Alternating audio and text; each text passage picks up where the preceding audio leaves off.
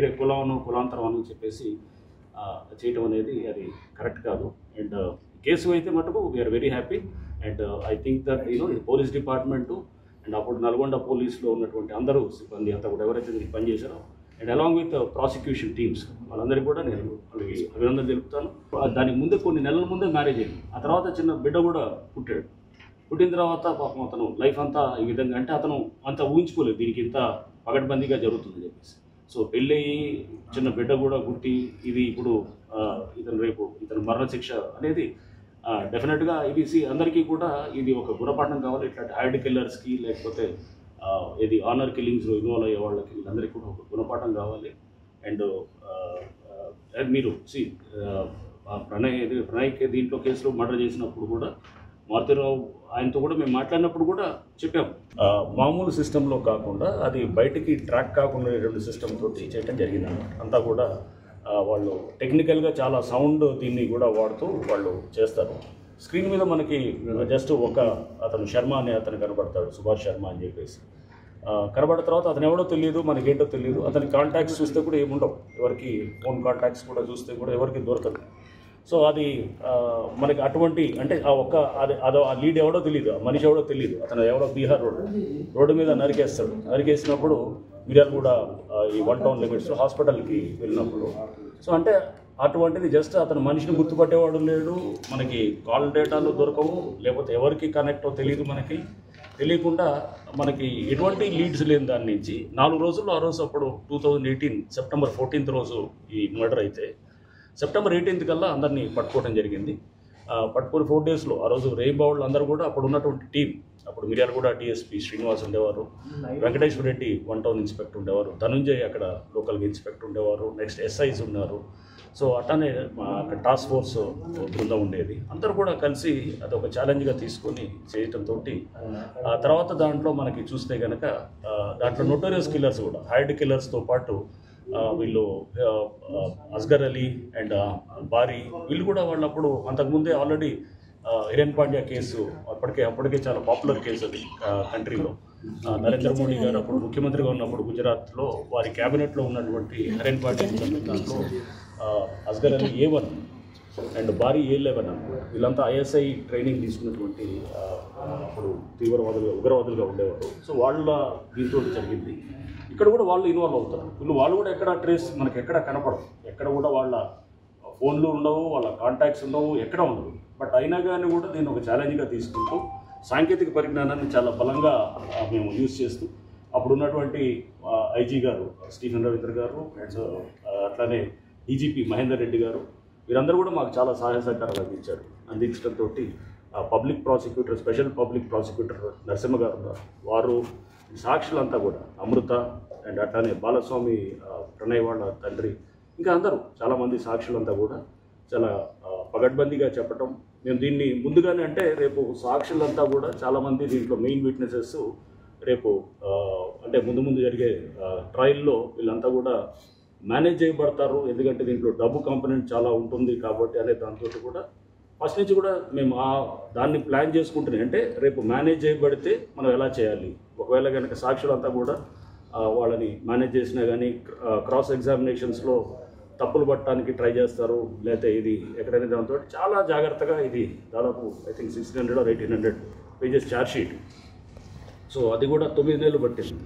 So ఆ ఛార్జ్షీట్స్ని కూడా నేను దాదాపు 10 సార్లు మార్చుంటాం. డ్రాఫ్ట్ ఛార్జ్షీట్స్ తీసుకొచ్చినప్పుడల్లా లేదు కుదరలేదు, దానికి గంటల కొద్దీ కూర్చొని లేట్ నైట్ దాకా కూర్చొని ఆ డ్రాఫ్ట్ ఛార్జ్షీట్ని అంతా చదువుకుంటూ లేదు మళ్ళీ ఇలా కాదు మనం దీన్ని మోడిఫై చేయాలని చెప్పేసి బహుశా ఒక 10 సార్లు పైన డ్రాఫ్ట్ ఛార్జ్షీట్స్ మార్చి దాన్ని ఫైనలైజ్ చేసి మొత్తం పూర్తిగా దాన్ని అంతా ప్రాపర్ వెట్టింగ్ చేసి టెక్నాలజీని పూర్తిగా వాడుకుంటూ చివరికి అతను నడిచినటువంటి గేట్ ప్యాటర్న్ అంటారు. అంటే అతను నడిచి వచ్చి నరికినప్పుడు ఆ వీడియోలో ఏదైతే కనుక మనకి క్యాప్చర్ అయిందో దాన్ని గేట్ ప్యాటర్న్ అంటాం. ఆ గేట్ ప్యాటర్న్ని కూడా స్టడీ చేస్తూ దాన్ని కూడా ల్యాబొరేటరీకి పంపించాం. అంటే ఈ నడక ఇతందే, అంటే జనరల్గా ఒక వేలు ముద్దనో లేదా ఇట్లా ఉంటుంది, బట్ ఈ నడక కూడా దాన్ని కూడా అంత లోతుగా కూడా పోయి ప్లస్ టెక్నాలజీలో ఉన్నటువంటి ఇతర అంశాలన్నింటినీ కూడా తీసుకొని చాలా పగడ్బందీగా బిల్డ్ చేసిన కేసు ఇది. అండ్ సాక్షి కూడా చక్కగా చెప్పారు. అండ్ ఐఎమ్ వెరీ హ్యాపీ, ఎందుకంటే A2 శర్మ అతను యాక్చువల్గా మర్డర్ చేసి ఆ రోజు బీహార్లోకి రైళ్ళు వెళ్ళిపోతుంటారు. ఆయన అక్కడ రైల్లో దిగే కన్నా ముందే మన వాళ్ళు అక్కడ పోలీస్ టీం ఇక్కడి నుంచి వెళ్ళి ఫ్లైట్లో వెళ్ళి తర్వాత అక్కడి నుంచి పట్టుకొని తీసుకురావటం. అట్లానే వీళ్ళంతా కూడా ఇతర మర్డర్లో ముద్దాయినటువంటి అస్గర్ అలీ వీళ్ళంతా కూడా రకరకాల స్టేట్స్లోకి వెళ్ళిపోయి ఉంటారు అన్నమాట. అంత కొంతమంది మహారాష్ట్రలో ఉంటారు, యూపీ, ఇట్లా రకరకాల స్టేట్స్లో ఉంటారు. అందరినీ ఒక 4 రోజుల్లోనే మొత్తం కూడా ట్రాక్ చేయటం, వాళ్ళని ఐడెంటిఫై చేయటం, వాళ్ళని పికప్ చేయటం, తీసుకొచ్చి అరెస్ట్ చేసి అక్కడ లోకల్ అక్కడ అన్ని కంట్రీ వైడ్ కూడా ఇతర సంస్థలంతా కూడా దీంట్లో మాకు ఆ రోజు సహకరించారు. సో ఇది చాలా ప్రతిష్టాత్మకంగా తీసుకుని చేసినటువంటి దర్యాప్తు. సో స్టార్టింగ్లో పోలీసులు కూడా అప్పుడు రకరకాలుగా అన్నారు, ఇది మీరు కేసు ఇది నీరు కాల్చడానికి ట్రై చేస్తున్నారు లేదా ఇట్లానే వస్తుంటాయి. సో ఇవన్నీ కూడా ఇప్పుడు ఏదైనా ఒక మంచి పని చేసినప్పుడు నెగిటివ్ కామెంట్స్ వచ్చే కూడా ఉంటాయి. అన్నింటినీ మనం పట్టించుకోకుండా ఒక లక్ష్యంతో పోయి దాన్ని ఆ కేసుని ప్రాపర్గా బిల్డ్ చేసి చేసినటువంటి కేసు ఈరోజు మనం దాని ఫలితాలు దాదాపు 6 ఏళ్ళు అవుతుంది. 6 ఏళ్ళు అయిన తర్వాత మనం చూస్తున్నాం death sentence to A2 and A3 నుంచి అందరికీ కూడా తక్కిన వాళ్ళందరికీ కూడా లైఫ్ ఇంప్రిజన్మెంట్ ఇచ్చారు. బేసికల్ ఇంటెన్సిటీ అని మారుతిరావు చనిపోయాడు. ఇంటెన్సిటీ మారుతిరావు నేను అంటే యాక్చువల్గా చనిపోయినప్పుడు చాలా బాధపడ్డాను యాక్చువల్గా. ఎందుకంటే ఒక తండ్రిగా అతను అంటే బిడ్డ కోసం చేసింది ఉండొచ్చేమో కానీ బట్ అది వేరే చనిపోయిన బిడ్డ కూడా వేరే చనిపోయిన ప్రణయ్ కూడా వేరే వాళ్ళ కొడుకుగా మనం తీసుకోవాలి. వేరే వాళ్ళ బిడ్డనిసి నీ బిడ్డని అతను ఒకవేళ పెళ్లి చేసుకోవటం చేసి నీకు ఇష్టానికి వ్యతిరేకంగా చేసినప్పుడు డెఫినెట్గా ఒక తండ్రిగా అతను బాధపడవచ్చు. ఎందుకంటే ప్రతి తండ్రి కూడా వాళ్ళ బిడ్డ బాగోగులు చూసుకోవాలనే చూస్తాడు. బట్ అలా అని చెప్పేసి మనం వేరే వాళ్ళ ప్రాణాలు తీయటం అనేది అది కరెక్ట్ కాదు. ఎందుకంటే అది ఆ హక్కు ఎవరికి కూడా లేదు. సో మనం అందుకోసం అది దాన్ని ఆ కోవలో చూస్తూ అతను చనిపోయినప్పుడు బాధపడ్డాము. But at the same time అతను కూడా బహుశా సెన్సిటివ్గా ఫీల్ అయినట్టు అనుకుంటున్నాను. మారుతిరావు అంటే ఆయన అమితమైన ప్రేమతోటి ఆయన బహుశా ఈ యాక్ట్కి చేయడం జరిగింది. సో ఇదొకటి అంటే ఇదొక అందరికీ కూడా ఒక లెసన్గా తీసుకోవాలి ఇట్లాంటి కేసెస్. ఇది ఒక హానర్ కిల్లింగు అండ్ అట్లానే ఒక హైర్డ్ కాంట్రాక్ట్ కిల్లింగు అండ్ దీంట్లో అంతా కూడా డబ్బు కూడా చాలా ఇన్వాల్వ్ అయినటువంటి ఇది.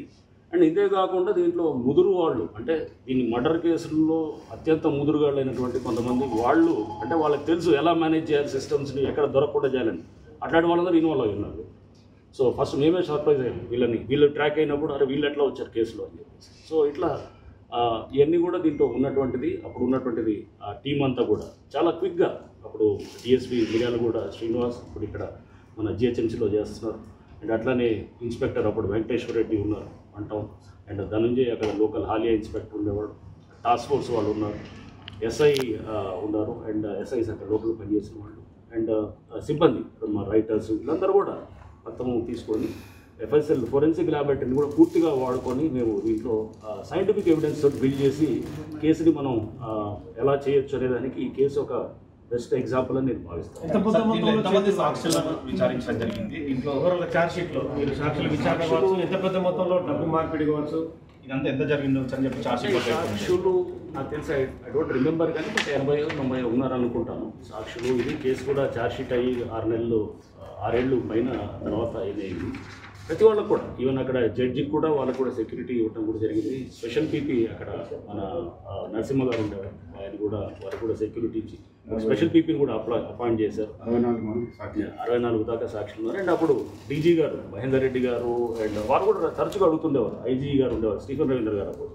సో వారు కూడా ఈ కేసుని చాలా క్లోజ్గా మానిటర్ చేసేవారు. చేసి ఇది ఒక నేను అనుకోవటం ఒక డిపార్ట్మెంట్ మొత్తం కూడా సమిష్టిగా కలిసి చేస్తే కనుక ఇట్లాంటి కేసెస్లో మనం ఫలితం ఇది ఈ విధంగా చూడటం జరుగుతుంది. సార్ అంటే అమృత కానీ తర్వాత ప్రణయ్ తల్లిదండ్రులు కానీ అసలు ఏం కోరుకుంటారు సార్? అంటే ఇప్పటికీ వీళ్ళకి ఒకరికైతే డెత్ పడింది కానీ మిగతా వరకు లైఫ్ పడుతుంది, వాళ్ళకు కూడా ఇదే విధంగా డెత్ పడితే బాగుందని అనుకున్నాను.